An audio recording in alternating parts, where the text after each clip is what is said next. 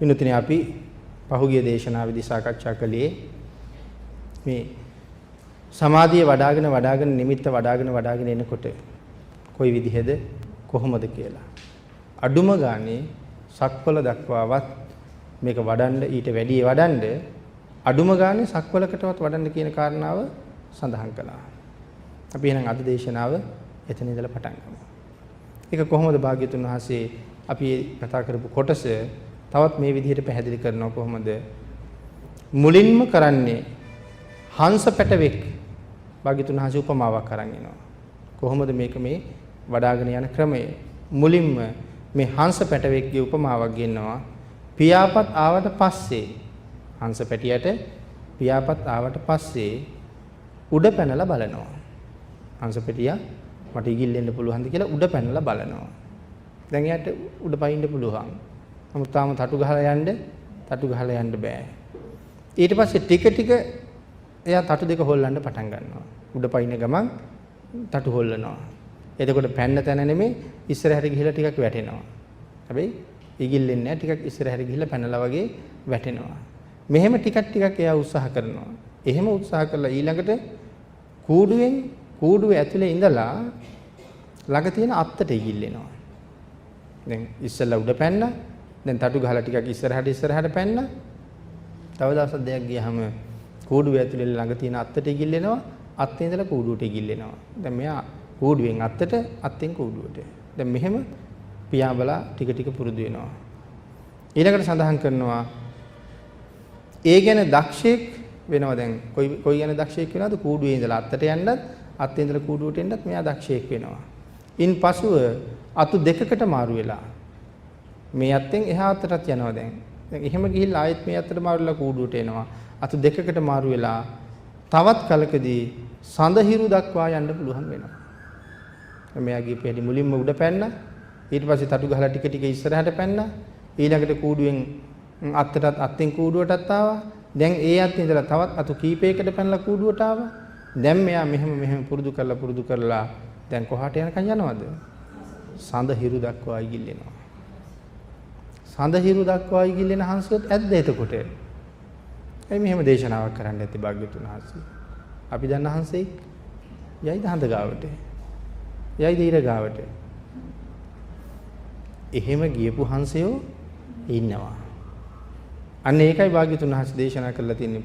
භාග්‍යතුන් වහන්සේගේ වචන මේ ලෝකේ කවදාවත් සිද්ධ නොවන දෙයක් බුද්ධ වචනය තුල ඇත්තෙම නැහැ.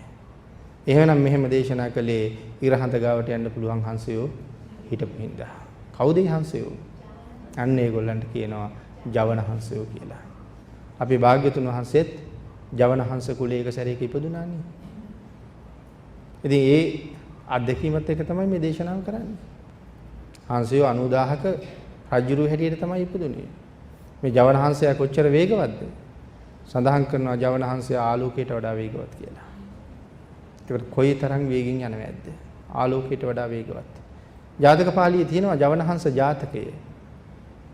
ජවන හංස ජාතකයේ මේක පැහැදිලි කරනවා. හංස රජුරවන්ට හිටිය සහෝදරයෝ දෙන්නෙක්.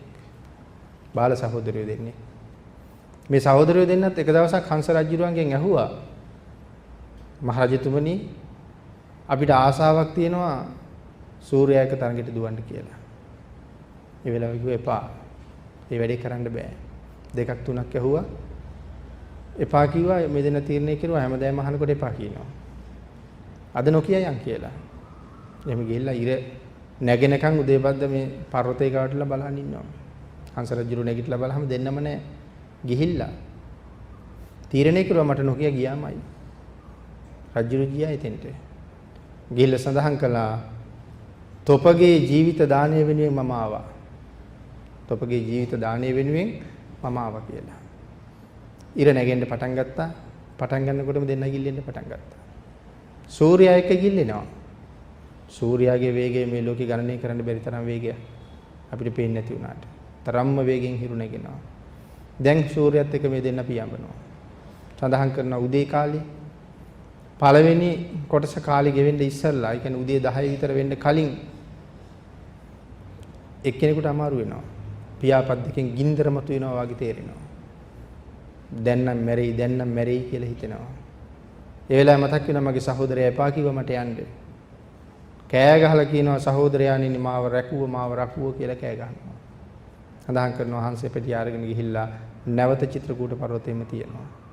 තියලා ආපහු වෙනකොට මධ්‍යාහනයේ උදා වෙන්න කලින් දෙවෙනි එක්කෙනාට තමයි. එයත් කෑ ගහනවා.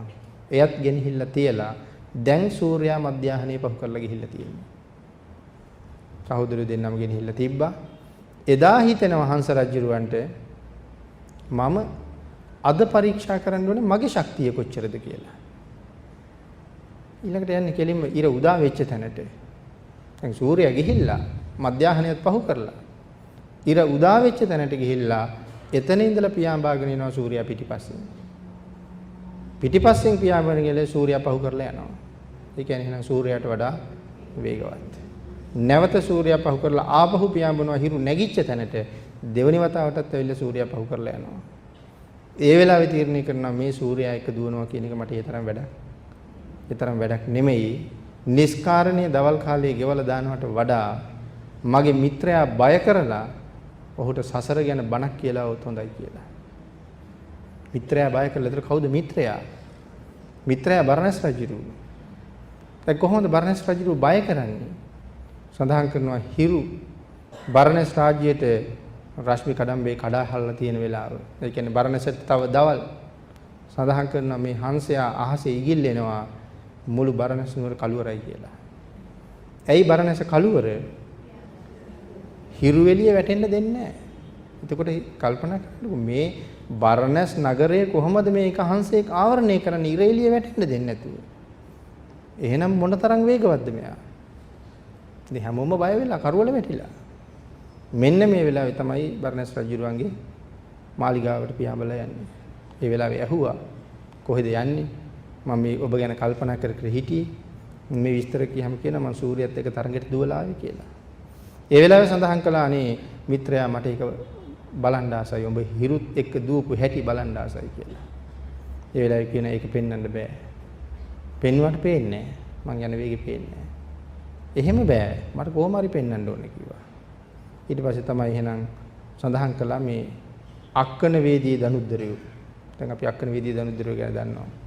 අක්කන වේදී දනුද්දරයෝ 4 දිනක් රැස් කරන්න කියලා. දනුද්දරයෝ 500ක් රැස් කරවලා 500නුත් 4 දිනක් තෝරලා ගන්න. ඒ 500නුත් දක්ෂයෝ 4 දිනක්.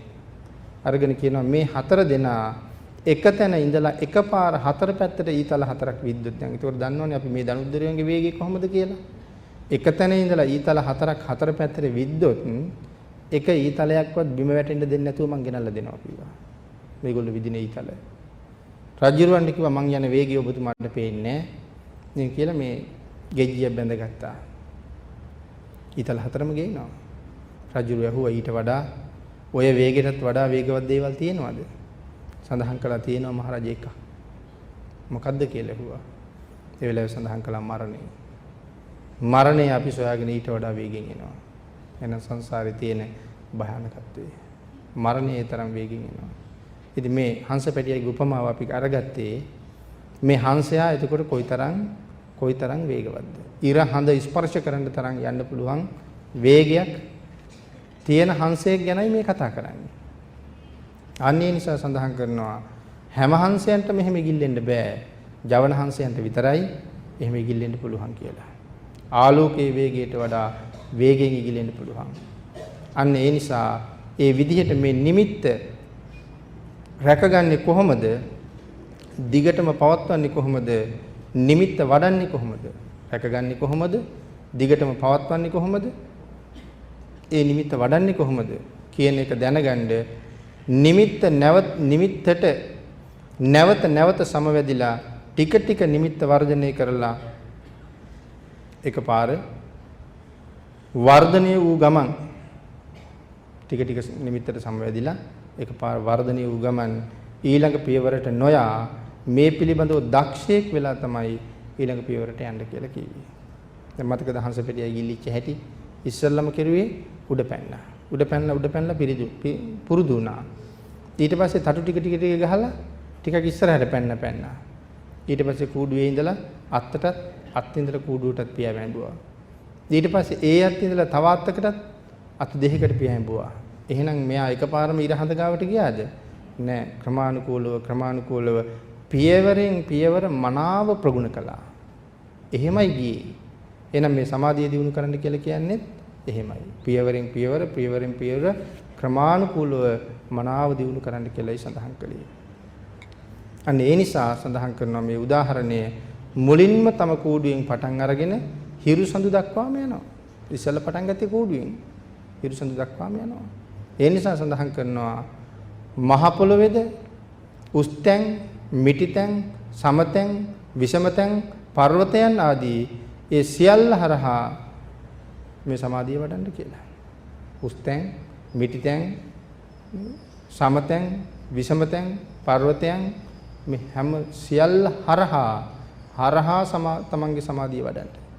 ඒ කියන්නේ අර මුලින් සඳහන් කළා වගේ සක්වල පුරාම වඩන්න, සක්වල පුරාම දකින්න පුළුවන් විදිහට ඒක දිනු කරන්න කියලායි සඳහන් කරන්නේ. ඒ නිසා සඳහන් කළා මුලින්ම නිමිත්ත රැකගන්න විදිය අපි සාකච්ඡා කළා. ඒක රැකගන්න හැටි එනම් පංච නීවරණ හිතෙන් අයින් කරලා පිරිසිදු කරගන්න ඕනේ. ඉන්පසුව ඒක දීර්ඝ කාලයක් පවත්වා ගන්න විදිහ අපි ඒක සාකච්ඡා කළා. කොහොමද දීර්ඝ කාලීනව පවත්වන්නේ? නීවරණ නැති හිතේ සමාධිය දීර්ඝ කාලයක් පවත්වාගෙන තියාගන්නත් පුළුවන් වෙනවා.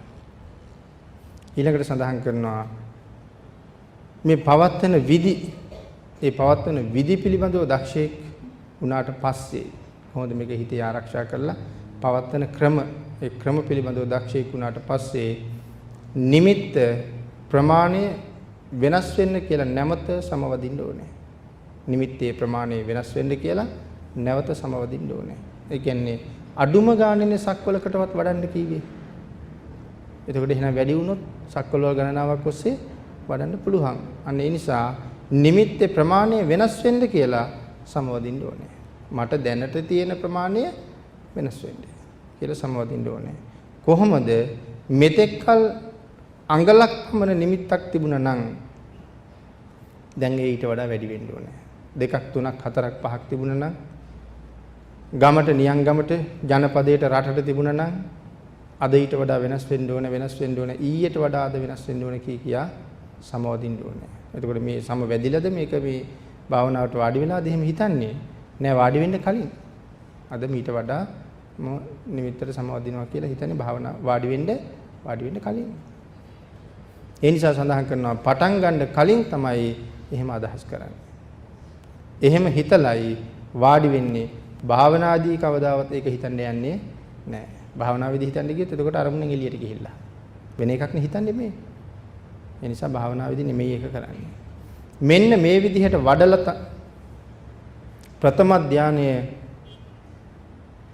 ධානයටපත් වෙන්නේ පුළුවන් වෙන්නේ මේ විදිහට ක්‍රමානුකූලව වඩාගෙන ගියපු කෙනාට විතරක් ප්‍රථම ධානය හම්බ වෙනවා. ධාන සුවය ලබන්න පුළුවන් වෙනවා. ඒ නිසා සඳහන් කරනවා නිමිත්ත ලැබුණහම ඒ නිමිත්ත බොහෝසේ ප්‍රමාණය වැඩි කරන්න කියලා. නිමිත්ත ලැබුණාම බොහෝසේ ප්‍රමාණය වැඩි කරන්න. එහෙම නැතුව ධානයට සමවදින්න උත්සාහ කළොත් ඒක භාග්‍යතුන් වහන්සේගේ උපදේශයක් නෙමෙයි. නිමිත්ත හම්බ වුණා දැන් නිමිත්ත වැඩි කරන්නේ නැහැ. ඒ හම්බ වෙච්ච නිමිත්ත ඔස්සේ ධානයට සමවදින්න උත්සාහ කළොත් ඒක භාග්‍යවතුන් වහන්සේගේ උපදේශය වෙන්නේ නැහැ. භාග්‍යවතුන් වහන්සේගේ උපදේශයට පිටින් ගියොත් බලාපොරොත්තු වෙන තැනට යන්නත් බැරුව යනවා. ඒ නිසා භාග්‍යවතුන් වහන්සේ දේශනා කළේ නිමිත්ත හම්බුණාට පස්සේ ඒක වර්ධනය කරන්න. ක්‍රමානුකූලව වර්ධනය කරන්න. අපිට මේ ඉක්මනට හදිස්සිය තිබ්බ පළියට ඒ ගමනේ යන්න බැරුව යනවා. ඒ නිසා සඳහන් කරනවා භාග්‍යවතුන් වහන්සේ දේශනා කරන්නේ නිමිත්තේ ප්‍රමාණය වැඩි කරලා ඉන්පසුව ප්‍රථම ධානයට සමවදින්නයි. එහෙනම් දැන් උදාහරණ ගොඩක් සාකච්ඡා කළා. හංසයාගේ උදාහරණය අරගත්තාම අපිට ඒක පැහැදිලි. නිමිත්තේ ප්‍රමාණය වඩා වර්ධනය කරලා ඉන්පසුව ධානයට සමවදින්න. ඒක සඳහන් කරනවා එහෙම සමවදින ආධිකම්මික පුද්ගලයාට තස්මින් පන නිමිත්තේ තත්ත පටමං ඥානේන ආධිකම්මිකේන සමාපජ්ජන සමාපජ්ජන බහුලේන පවිතබ්බං න පච්චවෙක්කන බහුලේන සඳහන් කරන්නේ මොකද්ද කියලා සඳහන් කරනවා මේ නුවණින් මේක කල්පනා කරන්න යන්න එපා කියලා. නුවණින් මේක කල්පනා කරන්න යන්න එපා කියලා සඳහන් කරනවා. ඒ නුවණින් මේක කල්පනා කරන්න එපා කියලා සඳහන් කරන්නේ මොකද්ද? මුලින් පුරුදු පුහුණු වෙන්න ලැබුණ දේ නැවත නැවත සමවැදිලා බොහෝ වාර ගණනක් දවස පුරාම බොහෝ දවස් ගණනක් නැවත නැවත සමවදින්න කියලා තියෙනවා. ඒ කියන්නේ ආයෙත් අර ප්‍රගුණ කරන්න කියන එක. නැවත නැවත නැවත නැවත සමවැදිලා ප්‍රගුණ කරන්න. එක දවසක් සමවැදිලා ඒක නැවත නැවත ප්‍රගුණ කරන්නේ නැතුව ඊළඟට එදා දැකපු දේවල් ගැන හිතනවා. මෙච්චර වැඩුණා මෙච්චර ගියා කියලා එහෙම හිතනවා. ඒකයි නුවණින් මෙනෙහි කරන්න එපා. සමවැදිලා ඒක හොඳට පුරුදු කරගන්න, ප්‍රතිවීක්ෂා කරගන්න. හොඳටම අවබෝධ කරගන්න කියන කාරණාව නිසා පච්චවෙක්කන බහුලේන කියලා සඳහන් කරනවා. නුවණින් මෙනෙහි කර යන්න එපා. හොඳටම ප්‍රතිවීක්ෂා කරගන්න ඕන කියලා. නැවත සමවැදින්න කියලා සඳහන් කරනවා. මුලින්ම ප්‍රතිවීක්ෂා කරන්න යන්න එපා කියලා සඳහන් කළේ. මුලින්ම ප්‍රතිවීක්ෂා කරන්න අපිට බැරුව යනවනේ. මුලින් තියෙන්නේ ටික වඩ දියුණු කරගන්නවා. ඒ නිසා මුලින්ම මේක ප්‍රතිවීක්ෂා කරන්න යන්න එපා කියලා සඳහන් කරනවා. ලැබුණ දේ ප්‍රගුණ කරන්න කියලා තමයි මුලින් සඳහන් කළේ. මොකද ප්‍රතිවීක්ෂා කරනකොට සිතට සමහර වෙලාවට ධාන අංග වෙනම අදහස් පහළ වෙනවා. ප්‍රතිවීක්ෂා කරන්න ගියාම ධාන අංග පිළිබඳව වෙනම අදහස් පහළ වෙනවා. එහෙම වෙලා තියාන ධානය රැකගන්න බැරුව යන්න පුළුවන්. මොකද වෙන අංග ප්‍රතිවීක්ෂා වෙන්න පටන් ගන්නවා. එතකොට බැරුව යනවා ධාන අංග රැකගන්න බැරුව යනවා කියලා සඳහන් කරනවා. ඊළඟට සඳහන් කරනවා මොකද තියෙන ධානය දුර්වලයි. තවම තියෙන ධානය දුර්වලයි. මොකද නැවත ඒක වඩලා තහවුරු කරලා ප්‍රත්‍යක්ෂ කරලා ශක්තිමත් කරලා නැහැ. තාම තියෙන ධානයන්ගේ දුර්වලයි කියලා සඳහන් කරනවා. එහෙම දුර්වලයි කියලා හිතෙන්න අපිට එහෙමත් පුළුවන්. මුලින්ම නම් මේක වැඩිලා නැති නිසා තාම දියුණු වෙලා නැහැ. ඊළඟ සඳහන් කරනවා සමහර වෙලාවක ඇතම් කෙනෙකුට මේ ධානාංගයේ වැඩිගෙන යනකොට ඒක දුර්වලයි කියලා තාම මදි කියලා හිතෙන්නත් පුළුවන්. වැඩිගෙන යනකොට දුර්වලයි කියලා හිතෙන්නත් පුළුවන්. ඒ නිසා සඳහන් කරනවා එහෙම හිතුණට කමක් නැහැ. මොන ධානයන්ගේ දුර්වලයි කියලා හිතුණට කමක් නැද්ද එතකොට? ප්‍රථම ධානයන්ගේ දුර්වලයි කියලා හිතුණට කමක් නැහැ. දෙවන ධානයේට සමවදින කෙනාට ප්‍රථම ධානයේ, දෙවන ධානයේ, තෘතීය ධානයේ, චතුර්ථ ධානයේ ආදී වශයෙන් ධාන මට්ටම් තියෙනවා. මුලින්ම නම් අපේ නිමිත්ත අපිට පහළ වෙන්නේ බොහොම චුට්ටයිනේ. එතකොට අර විදිහට දියුණු වෙලා නැහැ. නමුත් ප්‍රථම ධානයටපත් වෙන්න හදනකොට මේක දුර්වලයි. මගේ ධානය දුර්වලයි කියලා හිතුනොත් Tamanට එතනින් එහාට ආයෙ ගමනක් නැතුව යනවා. දුර්වලයි කියලා හිතුනොත් ආයෙ ගමනක් නැතුව යනවා. ඒ නිසා දුර්වලයි කියලා හිතන්න බෑ. මොකද මං ලොකු ඊළඟ එක ගැන මොකවත් දන්නේ නැහැ. හැබැයි ප්‍රථම ධානයේ ඉන්න කෙනාට ප්‍රථම ධානයේ ඊටාම ඉහළයි ලොකුයි. දැන් එයා දෙවන ධානයට සමවදිනවා. දෙවන ධානයට සමවදිනකොට දෙවන ධානයේ තරම් ප්‍රබල නැහැ ප්‍රථම ධානයේ.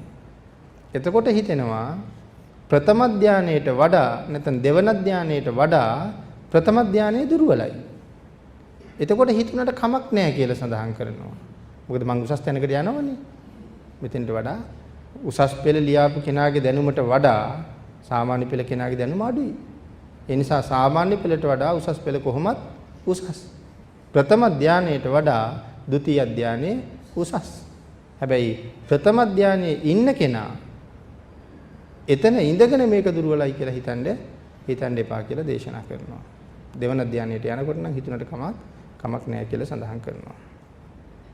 ඊට කලින් හිතන්න ගියොත් සඳහන් කරනවා ධාන තියෙන ධානයේ පවා නැතුව යනවා කියලා. ඒ නිසා ප්‍රගුණ නොවුන ධානයේ පිළිබඳව උනන්දු වෙන්න. ප්‍රගුණ නොවුන ධානයේ පිළිබඳව උනන්දු වෙන්න කියලා සඳහන් කරනවා. ප්‍රථම ධානයෙන් පිරිහෙන්නේ නැතුව නැවත නැවත සමවදින්න කියලා සඳහන් කරනවා. ප්‍රථම ධානයෙන් පිරිහෙන්නේ නැතුව නැවත නැවත සමවදින්න කියලා සඳහන් කරනවා. ඊළඟට මෙතන සඳහන් කරනවා තමන් ඉන්න පියවර ප්‍රගුණ වෙලාම ඊළඟට පියවරට යන්න. ඉන්න පියවර හොඳටම ප්‍රගුණ කරන්න කියලා සඳහන් කරලා තියෙනවා. එහෙම නැත්නම් තියෙන ටිකක් විනාශ වෙලා යනවා. ඉන්න පියවර ස්ථාවර කරගත්තේ නැත්නම් එතන පිහිටන්න බැරුව යනවා. එතකොට ඒක විනාශ වෙන්න පටන් ගන්නවා. ඒකට උදාහරණයක් සඳහන් කරලා තියෙනවා. මෙන්න මේ විදිහට භාග්‍යතුන් වහන්සේ. ගාවි උපමාව. මේ පිටකේ තියෙන හරි අපූර්ව උපමාවක්. භාග්‍යතුන් වහන්සේගේ උපමාවක්. ගාවි උපමාව. මොකද්ද මේ ගාවි උපමාව කියන්නේ? ගව දෙනක්. මේ ගව දෙනට හිතෙනවා මම කලින් කාපු නැති තනකොළ කන්න ඕනේ. කලින් බීපු නැති තැන් වලින් වතුර බොන්න ඕනේ. මේ ගව දෙනට හිතෙන දේවල්. කලින් කාපු නැති තනකොළ කන්න ඕනේ. කලින් බීපු නැති තැන් වලින් පැන් බොන්න ඕනේ. එහෙම හිතලා දුෂ්කර කඳුහා පර්වත හරහා යන්න පටන් ගන්නවා. තාම දුෂ්කර තැන් කඳු පර්වත ඔස්සේ මෙයා ඉස්සරහට යන්න පටන් ගන්නවා. නමුත් ඒ ගව දෙන බාලනම් කියන්නේ අඥානනම් ගව දෙන බාලනම් කිව්වේ ඒකයි. බාලනම් අදක්ෂනම් Taman හැසිරෙන ප්‍රදේශයේ පිළිබඳව මනාව දන්නේ නැහැ. දැන් මේ නොදන්න ප්‍රදේශයකනේ යන්නේ. ඒ නිසා Taman බාලනම් අදක්ෂනම් එයා හැසිරෙන පිළිබඳව දන්නේ නැහැ. ඒ ප්‍රදේශයේ පිළිබඳව අවබෝධයක් නැත්නම් මේ විෂම වූ පර්වතයේ හැසිරෙද්දී මේ විදිහට වෙනවා කියලා සඳහන් කරනවා. කොහොම වෙනවද? ඇය පෙර පාදයේ හොඳින් පිහිටවන්නේ නැතුව පසු පාදයේ ඔසවනවා. පෙර පාදයේ හොඳින් පිහිටවන්නේ නැතුව පසු පාදයේ ඔසවනවා. එහෙම පසු පාදයේ එසෙව්වොත් ගව දෙනට මොනව වෙයිද? සඳහන් කරනවා ගව දෙන වැටෙනවා. ඇයි ඉස්සරලා තියාපු කකුල හොඳට තියලා ස්ථාවර කරගත්තේ නැහැ. එහෙම කරලා පිටිපස්සේ පාද දෙක උස්සපු ගමන් ගව දෙන වැටෙනවා. ඒ කියන්නේ Taman ඉන්න තැන හරියටම මුලින් ස්ථාවර කරන්න ඕනේ. එහෙනම් මේ ධානයත් එහෙමයි. ධානයත් හරියටම ස්ථාවර කරන්න ඕනේ. එහෙම නැතුව ගියොත් එතනින් එහාට යන්න ගියොත් ස්ථාවර නොකර මෙතනින්ම ගිලිහෙන්න පටන් ගන්නවා. ඒ නිසා සඳහන් කරනවා ඉන්පසුව එක තැනකට පාදයක් ඔසවලා තියලා ඒ ස්ථාවර කරගන්න ඕනේ. එමෙ ස්ථාවර නොකරගත්තොත් Tamanට සිද්ධ වෙන්නේ වහාම බිම වැටෙන්න. ඒ නිසා සඳහන් කරනවා ස්ථාවර කරගෙන කලින් තිබ්බ පාදය ඔසවන්න කියලා. ඉස්සලා තියාපු පාද දෙක ඔසවන්න කියනවා. දෙවනි පාර තියාපු පාදය ස්ථාවර කරලා. එතකොට වැටෙන්නේ නැහැ. අපිත් හිතමුකෝ අපිත් කන්දක් බහිනවා. හෙලක් සහිත ගලක අපි බැහැගෙන යනවා. අපි බැහැගෙන යනකොට සමහර තැන්වලට මේ පාදයේ දෙතුන් පාරක් තියලා ටිකක් බර වෙලත් බලනවා මේක අනික ඉස්සුවොත් මේක ලෙස්සයිද කියලා. ඒ උපමාවයි මේ අරගෙන ඉන්නේ. එහෙම නොකර පසුපාදයේ එසෙව්වොත් පාද දෙකම ගිලිහෙනවා. එහෙම නොකර මොකද මුල් පාදයේ ස්ථාවර කරගන්න නැතුව පසුපාදයේ එසෙව්වොත් පාද දෙකම ගිලිහෙනවා. ඒ කියන්නේ එහෙම නොකර ධානයට සමවදින්න හැදුවොත් එකක්වත් නැහැ ඔක්කොම ගිලිහිලා යන්න පටන් ගන්නවා. ඒ නිසා මේ භාවනාවේ පියවරෙන් පියවර ඉදිරියට යන විට ඉන්න තැන ස්ථාවර කරගෙන මිස ඉදිරියට යන්නේ නැහැ කියලා සඳහන් කරනවා දක්ෂ පුද්ගලයා. දක්ෂයා ඉස්සරහට යන්නේ නැහැ. හදිසිය තිබ්බ පළියට දුවන්න හදන්නේ නැහැ. ඉන්න තැන ක්‍රමානුකූලව ධ්‍යාන නිමිති ස්ථාවර කරගැනීමෙන් නැවත ඒ නිමිත්තට සමවදිමින් ඒක තහවුරු කරලා තමයි ක්‍රමානුකූලව ඉස්සරහට යන්නේ. එතකොට හරි ශක්තිමත් එයා. ලේසියෙන් වටන්න බෑ. සඳහන් කරනවා පින්නතුනි මේ පැහැදිලි කරන්නේ ප්‍රථම ධානයේ ස්ථාවර කරගන්න දෙවන ධානයට යන්න හදන කෙනා ගැනයි. මේ භාවනාව පටන් ගන්න කෙනා ගැන එහෙම නෙමෙයි. ප්‍රථම ධානයට සමවැදිලා ඉන්නේ. දැන් අවශ්‍යයි දෙවන ධානයට සමවදින්න. අන්න එහෙම කෙනෙකුට සඳහන් කරන උපදේශ මාලාවයි මේ දීගෙන යන්නේ. ඒතර එහෙම කල්පනා කරාම මේ කර්මස්ථානයේ දැන් අපි ගොඩාක් ඉස්සරහට ගිහිල්ලා ඉන්නේ. ධාන මට්ටමට එනකන් අපි සාකච්ඡා කරලායි තියෙන්නේ. දැන් ප්‍රථම ධානයත් ඉක්මවලා ဒုတိ ය ධානයට යන හැටි තමයි මේ උදාහරණ වලින් පැහැදිලි කරලා තියෙන්නේ. ඒ නිසා මේ කාරණාව හරියටම ප්‍රත්‍යක්ෂ කරගත්තා නම් අපි මේ වෙනකොට ගොඩක් පොහොසත්. එහෙනම් නැවත අහලා නැවත ප්‍රගුණ කරලා දැන් එතකොට මූලික කාරණා ටික ඔක්කොම ලැබිලායි තියෙන්නේ. සූදානම් වෙනවා නම් දැන් පටන් ගන්නයි තියෙන්නේ. එහෙනම් මේක හරියටම පිළිහිටන්නේ කොහොමද? මෙහෙම අහගෙන විතරක් හිටියාම එතකොට හම්බ වෙන්නේ දැනුමක් විතරයි. නමුත් මේකේ ලස්සන බලන්න මේකට බැහැ ගන්න ඕනේ. අහලා දැනගත්ත දේ ප්‍රගුණ කරන්න ඕනේ. එතකොට මේක තමන්ගේම ප්‍රායෝගික අත්දැකීම් ලැබි යනකොට ඒක භාග්‍යතුන් වහන්සේගේ දේශනා කරපු කාරණාවත් එක්ක ගලප යනකොට අපිට පුදුම ප්‍රීතියක් උපදින්න පටන් ගන්නවා. ඒ ප්‍රීතියෙන් මිදෙන්න හිතෙන්නේ නැහැ ඊට පස්සේ. දැන් වාඩි කරවන්න බැරුව ඉන්නේ. එදාට නැගිට්ටෝල තියාගන්න බැරි වෙනවා. මොකද ප්‍රීතිය උපදින්න පටන් ගන්නවා. එහෙනම් දැන් ඒක දිනු කරගන්නයි තියෙන්නේ. ඒ නිසායි මෙතන සඳහන් කළේ මේ සඳහන් කරන්නේ දෙවන ධානයට යන්න කියන කාරණාවයි. ප්‍රථම ධානයේ ස්ථාවර කරලා. නමුත් ඒ අතරමඟ වුණත් එහෙමම නවතින්නත් පුළුවන්. ප්‍රථම ධානයේ දෙවන ධානයට යන්න නැතුව නවතින්නත් පුළුවන්. නමුත් භාග්‍යතුන් වහන්සේ දේශනා කරන්නේ ඉදිරියටම යන්නයි. එහෙමනම් යන්තම් තමන් ලද දෙයක් ගැන හිතලා මට මේක ලැබුණා කියලා අතහරින්න එපා කියලා සඳහන් කරනවා. ඉතින් මට දැන් ප්‍රථම ධානය හම්බුණා ඇතිනේ කියලා නවතින්න එපා. මම දැන් ධානයට සමවදිනවනේ. මෙරළ නිරේට යන එකක් නැහැ. බඹලෝ වාගේ යන්නත් පුළුවන් වෙයි කියලා කෙනෙක් තර්ක ගේන්න පුළුවන් එහෙම. නමුත් බුදුරජාණන් වහන්සේ දේශනා කරන්නේ එහෙම නවතින්න කියලා. ඕන නම් කෙනෙකුට නවතින්නත් පුළුවන්. නමුත් ඉතින් වටිනකම තියෙන වෙතෙන්ටම ආවනම් ඊළඟ ටිකත් යන්නේ එකයි වටින්නේ. ඒ නිසා මේ විදිහට දේශනා කරනවා. Tamanට ලැබුණ ප්‍රතිලාභය ස්ථාවර නොකරන්නේ නම් ඒක ස්ථාවර නොකර කවදාවත් පියවර ඔසවන්න එපා කියලා සඳහන් කරනවා.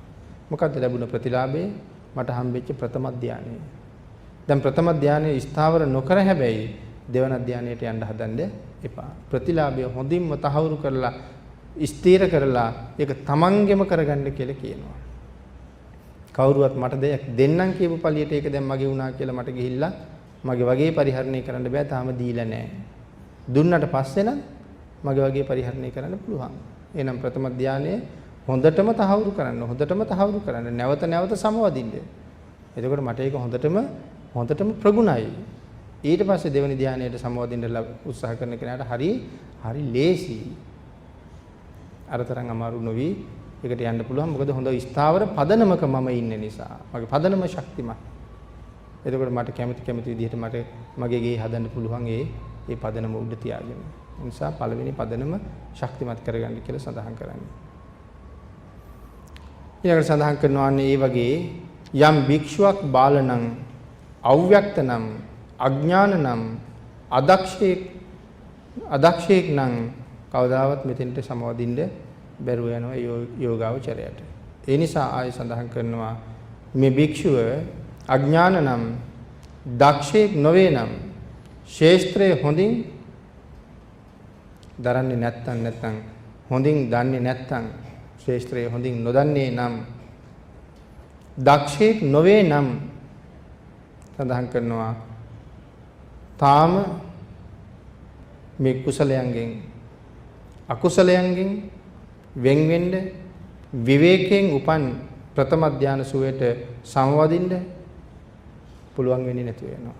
අදක්ෂයෙක් නම් අඥානියෙක් නම් මේ ප්‍රථම ධානය සුවේ නැමැති විවේකයෙන් උපන් ධානය සුවයට අදක්ෂයෙකුට කවදාවත් සමවදින්න බෑ කියලා සඳහන් කරනවා.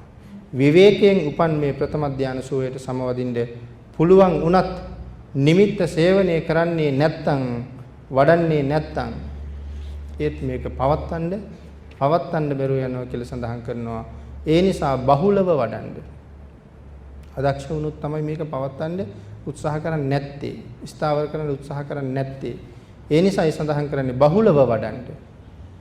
නිතරම මේක නිතර වඩන්න. නිතර ප්‍රගුණ කරන්න. බහුලව වඩන්න.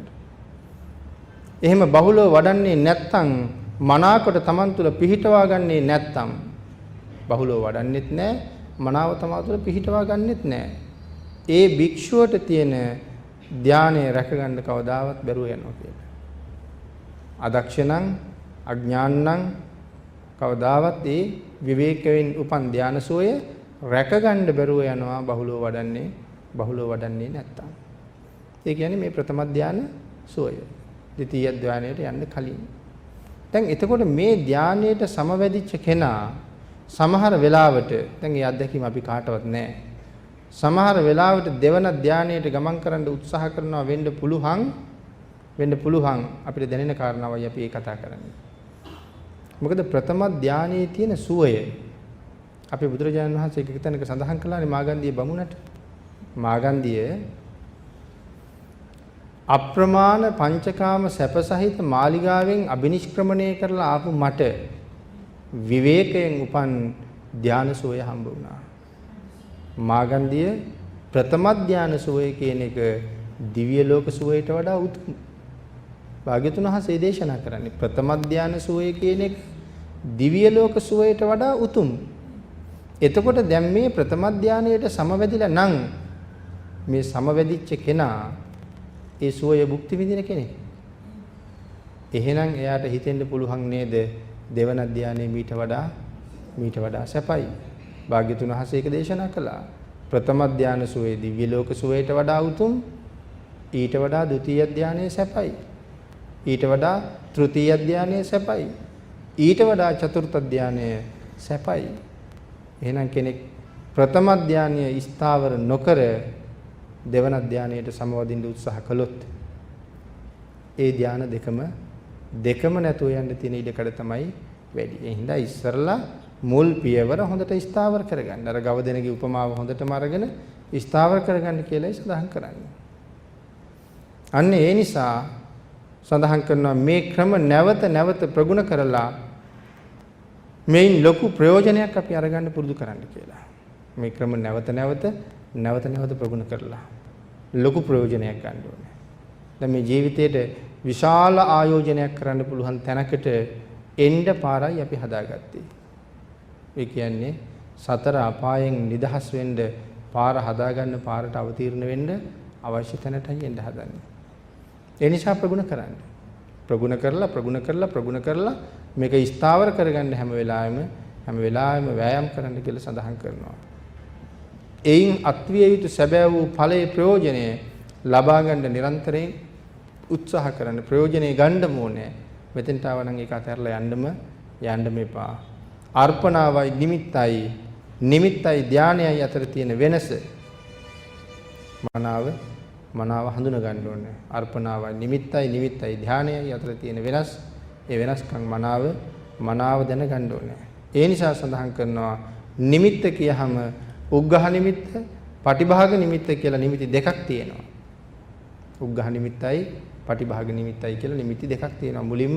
මුලින්ම උග්ඝහ නිමිත්ත. ඊළඟට පටිභාග නිමිත්ත. මෙහෙම නිමිති දෙකක් තියෙනවා. මට්ටම් ගත්තාම කාමාවචර සමාධි මට්ටම්. එහෙම සමාධියක් තියෙනවා. කාමාවචර සමාධියක්.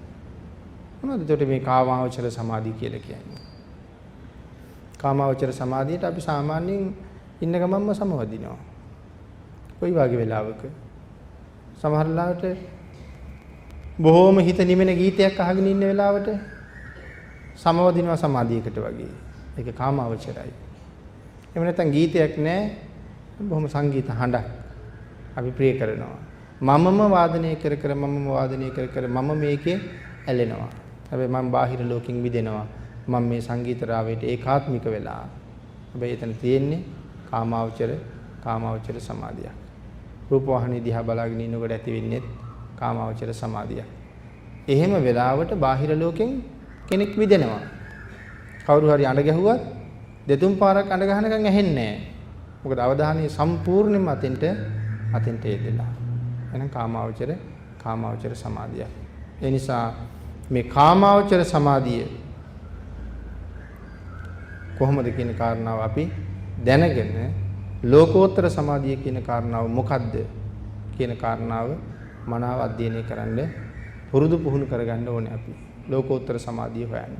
ලෝකෙන් එතර යන උත්තරීතර තත්වයටපත් වෙන උතුම් පුද්ගලයෙක් බවට පත් කරවන සදහටම නිදහස් වෙන සැනසිලිදායක වූ සමාධිය කොයි ආකාරයෙන්ද ලැබෙන්නේ, කොයි විදිහටද ලබන්නේ, ඒක සඳහා කොහොම කටයුතු කරන්න ඕනේද කියන කාරණාව මනාව ජීවිතයට ප්‍රගුණ කරන්න අවශ්‍ය මඟ තමයි භාග්‍යතුන් වහන්සේ මේ මනාව දේශනා කරලා තියෙන්නේ. එහෙමනම් මේ භාවනා ක්‍රමය අපි සඳහන් කළා අන් සියලු භාවනාවන්ට වඩා ඊටාම ඉහළින් කියන මුදුන් මල් කඩයි කියලා. මෙතෙන්ට එන්න මේ ක්‍රම ටික දැනගන්න මුලින් සම්පූර්ණ කරන්න ඕන කරුණු බොහොමයක් තියෙනවා. එමනම් අපි සාකච්ඡා කරපු කරුණු අතර විශේෂයෙන් සමාධිය තමා තුළ තැම්පත් කරගන්න රැකගන්න ආකාරය ඒ සඳහා පංච නීවරණ ධර්මයන් දුරු කළ යුතුමයි කියලා සඳහන් කළා. නීවරණ යටපත් කරන්න වඩන්න තියෙන එක එක භාවනා ක්‍රම අපි ඒ ක්‍රම පිළිබඳවත් සිහිපත් කිරීමක් විතරක් අද දවසේ කළා.